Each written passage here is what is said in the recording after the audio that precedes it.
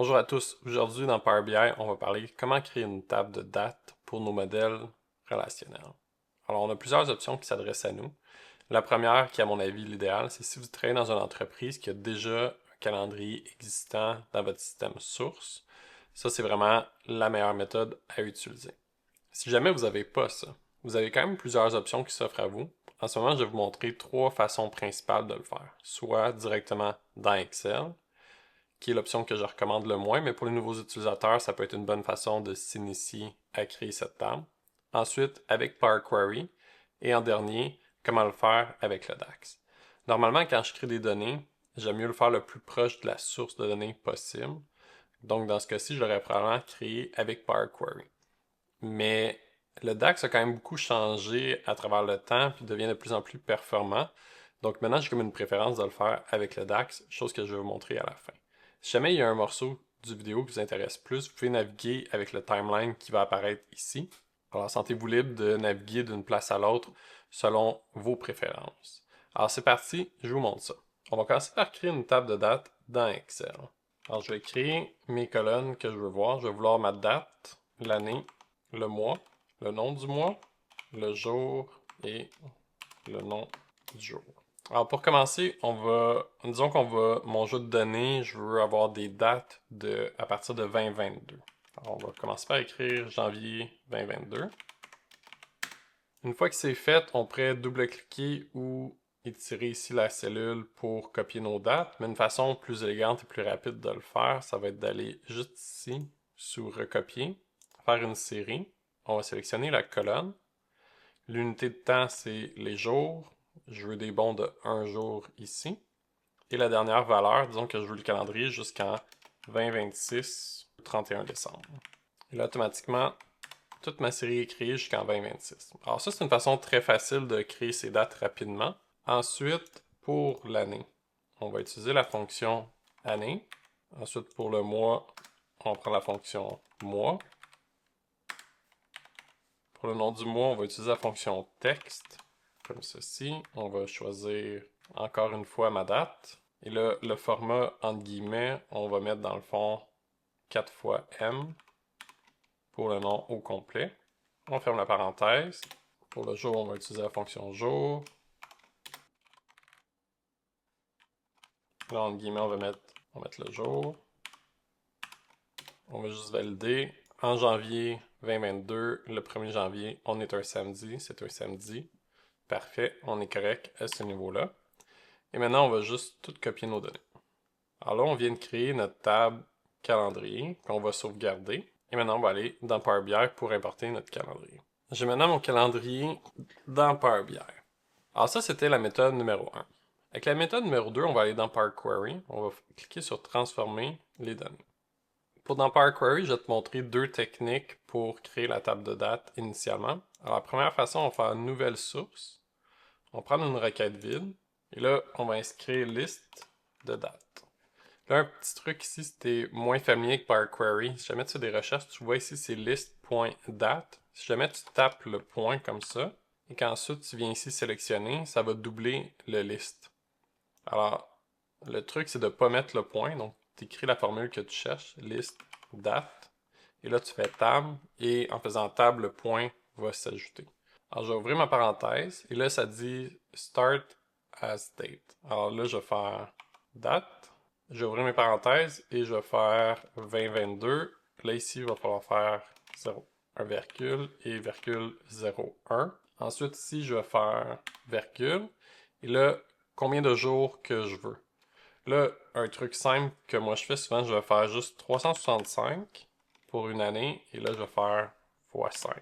Alors ça va vous donner 5 années complètes. Ensuite, on doit mettre la durée. Là, ici, on va mettre 1,0,0,0 pour avoir des bons de une journée. Ensuite, on appuie sur Enter. Et là, j'ai toute ma liste prête ou presque prête à être utilisée. La prochaine chose qu'il faut faire, c'est de le convertir en table. Alors ça, on va le faire ici, avec l'option vers la table. Ça va convertir notre liste en tableau. Alors, on clique dessus. Et là, j'ai ma colonne qui a été créée. Donc là, normalement, je le renommerais date. Je le mettrai en format date. Mais ça, c'est disons, ma première façon. Alors, je vais écrire calendrier Power Query V1. Et la V1, on va pas, je vais juste la désactiver, on va pas l'utiliser dans le modèle. Donc ça, c'est la première façon. Un peu plus statique. La deuxième façon, qui est peut-être un peu plus élégante à utiliser, on va utiliser les paramètres. Donc je vais faire gérer les paramètres, nouveau paramètre, et là je vais dire date début. Souvent dans Power Query, j'ai évité d'utiliser des accents, parfois ça peut causer certaines erreurs. Là on va mettre date, et je vais écrire 2022 01 01.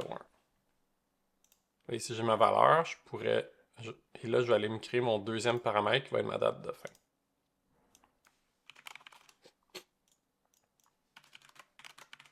Au 31 décembre 2026. Et là, j'ai mes deux paramètres de créer. Là, j'ai mes statiques, mais vous voyez que les paramètres, ça pourrait donner plus de flexibilité dans la création de vos calendriers dans le futur. Là, ici, je vais faire une nouvelle requête encore. Et là, cette fois-ci, on va utiliser une autre fonction. On va faire list number. Ouvre la parenthèse. Là, je vais mettre un espace. On va l'agrandir pour mieux le voir. Donc, qu'est-ce que je veux? Je veux mes nombres de. On va aller chercher mon paramètre, date début. On met une virgule, on va faire retour encore. Et là, je vais prendre duration day. Et là, je vais faire date de fin moins la date de début. Et là, ici, on va dire avec des bons de 1. Ma parenthèse est fermée. J'appuie sur retour. Là, ici, j'ai une liste de chiffres. Donc, la prochaine étape, ça va être de convertir cette liste-là en table. Donc, même fonction que tantôt, vers la table. Maintenant, on va appeler ça date. On va renommer la colonne date. On va changer le format pour nos dates. Et là, maintenant, j'ai mon calendrier encore une fois. Alors, je suis à la même place que mon calendrier précédemment, ici, mais avec des variables. Donc, je pourrais changer de façon plus flexible mon calendrier dans le futur avec cette fonction-là. Quoique, je pourrais aussi juste aller dans mon modèle ici, à la source, et modifier ma date de début ou le nombre d'années que je veux voir. Alors, c'est vraiment une préférence. Je voulais juste montrer les deux façons de faire. Et peut-être pour certains, les initier un petit peu à commencer à utiliser des paramètres dans Power Query. Donc ici, je vais renommer ça calendrier, Power Query. Je ne mettrai pas de chiffre parce que ça va être notre principal. Et maintenant, on va faire nos changements supplémentaires. Alors là, ici, j'ai changé le type. On va donc reproduire le calendrier comme ceci. Ce qui est le fun avec Power Query maintenant, c'est les options. On va vouloir ajouter des colonnes et là, ça se fait bien. Vu que j'ai une date dans Power Query, j'ai déjà des fonctions qui sont ici. Et si j'avais des heures et une durée, je pourrais également avoir d'autres fonctions. Alors ça commence à être assez intéressant pour Power Query. Ça donne un peu plus de flexibilité et c'est plus facile à utiliser. Alors ici, je vais mettre année. Automatiquement, ma colonne se renomme. C'est des chiffres. 2022, ça semble bien fonctionner. Parfait. Encore une fois, il faut sélectionner la colonne date quand on veut utiliser la fonction ici, parce que sinon, elle n'est pas disponible. Alors là, je retourne sur date. Je vais vouloir les mois. Je mets mon mois comme ça. Maintenant, si on retourne sur mois, j'ai le nom du mois également. Alors, c'est parfait. J'ai mon jour.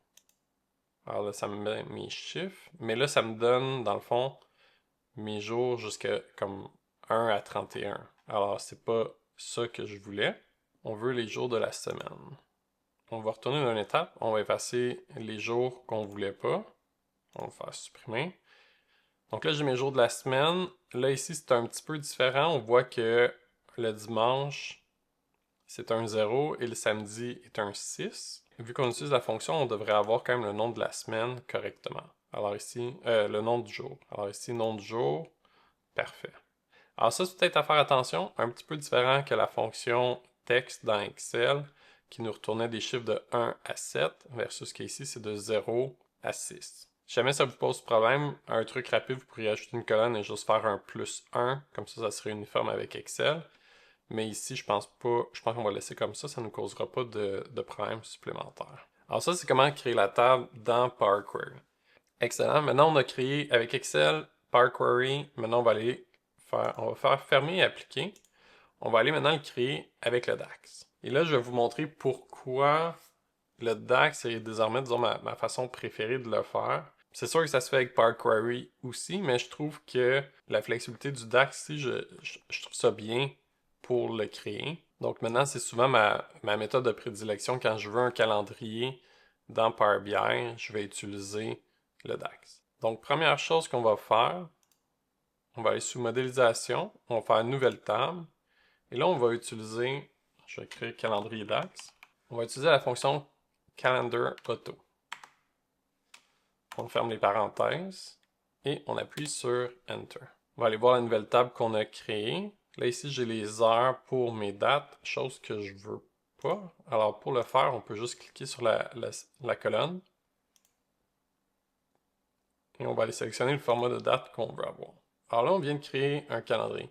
La fonction Calendar Auto, quand on la laisse vide comme ça veut dire qu'on va avoir les 12 mois. Et ce que je veux dire par les 12 mois, c'est si jamais vous avez des données qui commencent en juin 2022, votre calendrier va être créé à partir de janvier 2022. Si on avait mis 1, par exemple, le calendrier aurait commencé en mai 2022, soit un mois avant les premières données qu'on a dans notre modèle. Et c'est la même chose si on met 1 et que nos données, disons, se terminent en juin 2023, on va avoir un calendrier qui va aller jusqu'en juillet 2023. Alors quand on met les parenthèses vides, par défaut, c'est comme si on mettait 12. Et moi, c'est vraiment la façon préférée de faire parce que comme ça, pour une année que j'ai des données, genre mes mois pour l'année financière au complet. Alors quand je vais avoir des fils, tout ça, ça va être un petit peu moins bizarre. J'aime mieux avoir l'année au complet. Simple habitude, mais ça serait possible de le limiter. Alors ça, c'est pour la fonction Calendar Auto. La prochaine façon de faire, ça va être avec des dates fixes. Alors pour faire avec des dates fixes, on va retourner encore sous modélisation, nouvelle table, et là on va l'appeler calendrier DAX 2. On va utiliser la fonction calendar. Et là maintenant, il faut utiliser la fonction date. Comme ça. Et là, on voit année, mois, jour. Comme très similaire à Power Query. On va faire 20, 22, 01, 01. On ferme les parenthèses. Et maintenant, on va faire encore la date. Là, la date de fin, on va encore utiliser la fonction date. 2026, 12, 31, ferme la parenthèse, notre deuxième parenthèse, Enter. Et là, si on va voir la fonction, même chose encore, le format, que je peux changer ici. Et on a le même résultat. Là, ici, c'est des dates fixes. Moi, maintenant, la façon pour avoir des modèles qui évoluent avec le temps, quand je fais un modèle pour un client, disons, je vais souvent utiliser la fonction Calendar Auto. Comme ça, je sais que je ne vais pas avoir de maintenance à faire pour mon calendrier. Alors ça, c'est vraiment un de mes trucs. On va continuer à développer le calendrier en DAX et je vais vous montrer aussi d'autres fonctionnalités. Alors là, ici, on va faire nouvelle colonne. On va écrire année. Et là, on va utiliser la fonction year. On va aller chercher notre colonne date dans notre calendrier DAX et on ferme la parenthèse. Donc là, je viens de créer mon année. On va faire la même chose pour le mois. Utiliser la fonction month. Et là, on va utiliser la fonction format pour avoir le nom du mois. Format. Là, je vais encore aller chercher calendrier DAX. Cette fois-ci, entre guillemets, je vais mettre le mois 4 fois et je vais fermer ma parenthèse. Super, j'ai dans le fond mon mois, mais c'est en anglais. Et là, c'est ça qui est le fun un peu du DAX, c'est qu'on peut facilement, on peut venir ici, ajouter une virgule, et là, on voit Local Name. Alors ça, on peut changer la langue pour notre modèle. Alors ici, je vais mettre FR, ferme les guillemets, je vais appuyer sur Enter. Et maintenant, j'ai mon mois en français. Alors ça, c'est super pratique pour, dans le fond, changer selon si vos utilisateurs sont francophones ou anglophones. On pourrait même avoir deux colonnes et switcher la langue français à anglais si vous êtes dans une plus grande entreprise que vos rapports doivent être bilingues, par exemple. Alors ça, c'est très pratique, très flexible pour le DAX. Alors si on poursuit, on va aller chercher les jours. Ça va être avec la fonction weekday. Ensuite, le nom du jour. On va encore utiliser le format. On va mettre le jour comme ça. On met notre virgule. On va tout ça aller le mettre en français. Ferme la parenthèse. Enter. Et là, on a le nom du jour ici. Et là, on remarque que dans le DAX, c'est de 1 à 7 versus Power Query. Alors, petite différence ici. Alors là, ici, on a répliqué le même calendrier. Si jamais vous avez un calendrier fiscal qui est différent d'une année conventionnelle, voici comment vous pouvez gérer ça. Alors, si jamais mon année fiscale, disons, elle va commencer en mai. OK? Alors, je vais me créer une nouvelle colonne, l'année fiscale. Là, je vais faire la fonction if, calendrier. Là, je vais utiliser mon calendrier du mois. Est plus grand ou égal à 5, vu que 5 correspond au mois de mai. Alors, c'est vrai, c'est plus grand que 5, donc c'est le mois de mai jusqu'à décembre. On va prendre l'année courante, parce que c'est la bonne année conventionnelle versus mon année fiscale. Alors là, je vais dire calendrier, DAX, année. Ici, c'est faux. On va faire la même chose, calendrier, DAX, année, moins 1. Ferme la parenthèse. Donc, on va descendre jusqu'en mai. Là, on voit avril, c'est 2021. En mai, on change en 2022. Alors, la formule fonctionne. Parfait. Alors là, on vient de se créer, dans le fond, une année fiscale différente de notre année de calendrier. Alors ça va être bon pour, disons, les finances de votre entreprise si vous avez une année fiscale différente. Mais là, il faudrait aussi avoir le mois, dans le fond, que le mois de mai soit mon mois numéro 1. Alors, pour faire ça, on va faire un mois fiscal. Et pour faire le mois fiscal, encore une fois, je vais faire ma nouvelle colonne. Là, ici, je vais utiliser la fonction mode. Okay, je vais revenir un peu sur ça par après. Je prends mon calendrier avec le mois. Et là, je vais soustraire 5. Comme ça, mon mois de mai va être dans le fond à 0. Alors, ça va être mon plus petit chiffre. Le DAX va gérer un peu la fonction mode différemment que d'autres programmes informatiques. Alors, par défaut, j'évite d'utiliser des négatifs, mais je pense que dans ce cas-ci, ça ne dérangerait pas. Mais par défaut, je vais faire plus 12. Comme ça, mon plus petit chiffre va être 12, qui est mon mois de mai. Et là, je vais dire au mode que le diviseur, c'est 12, vu que j'ai 12 mois. Et là, je vais fermer ma parenthèse, et pour pas que ça me donne 0, je vais faire plus 1 pour le mois de mai. Et là, on va juste regarder, on va aller au mois de mai, et là, ça donne 1.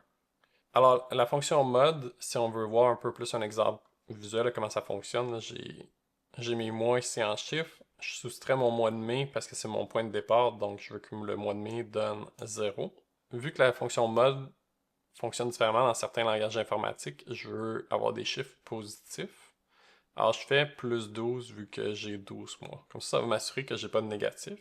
Et là, ça me donne mon résultat ici. Et là, dans ma formule mode, j'ai mis 12. Ce qui veut dire que une fois que j'applique ma formule mode à... Ici, j'ai mon résultat du mois de mai qui est 12 par un diviseur de 12 dans mon mode, ça me donne 0. Et là, je vais ajouter un plus 1 pour que le mois de mai soit à 1. Et là, comment on peut voir ça? C'est comme si on fait la suite, c'est un petit peu si je faisais 13 moins 12, ce qui me donne 1. Alors ici, j'ai mon plus 1. Là, ici, j'ai 1 plus 1. Et là, je viens, dans le fond, recréer mon ordre des mois. Alors, comme ça. Là, ici, vu que j'ai pas 12, c'est comme ça va me donner le résultat 8. Alors, 8 plus 1, je suis à 9, et ainsi de suite. Je sais pas si quelqu'un a une meilleure façon de l'expliquer. Je n'ai pas réfléchi à comment l'expliquer davantage ou de façon plus simple. Écrivez-le dans les commentaires, je serais curieux de le savoir. Mais en gros, voici comment la fonction marche dans Power BI. Vous pouvez aussi, si vous l'utilisez pour le mois fiscal, juste retenir comment j'ai appliqué la formule et répliquer la recette. Ça va fonctionner. Alors, ça, c'est la fonction pour faire les mois fiscaux. Avant de terminer, juste ici, si on remarque là, ma date, j'ai pas de hiérarchie. C'est parce que dans mes options, quand je fais options et paramètres, dans mon modèle global chargement des données, j'ai désactivé le Time Intelligence. Parce que ça va créer dans le fond une hiérarchie. Puis si jamais vous voulez le désactiver juste pour un fichier, vous allez sous fichier actif, chargement des données, et là, vous pouvez l'activer ou le désactiver ici. Là, si je l'active, automatiquement, où j'ai des dates, ça va créer des hiérarchies de dates. Ça a du bon et ça a du mauvais selon ce que vous voulez faire. Moi, par expérience, ce que j'aime, c'est quand j'ai un petit modèle, puis disons j'ai une table transactionnelle qui a des dates dedans, je vais utiliser parfois cette fonctionnalité-là tout de suite, comme ça j'ai pas besoin de créer un calendrier.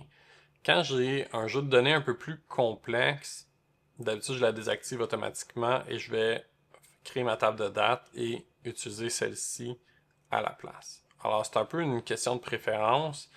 Il y a aussi une différence en termes, avec des plus gros modèles, là, ça peut jouer un peu sur la performance si vous avez cette option-là d'activer. Donc, avec des modèles plus complexes, il est recommandé de faire une table de date tout simplement et de désactiver l'option. Alors ça, c'est ce que j'avais à dire sur cette option-là. Alors disons qu'on veut la désactiver, on retourne dans options et paramètres, on l'enlève pour global, ça va tout désactiver, et si on veut juste pour le fichier, c'est ici Time Intelligence, sous chargement des données.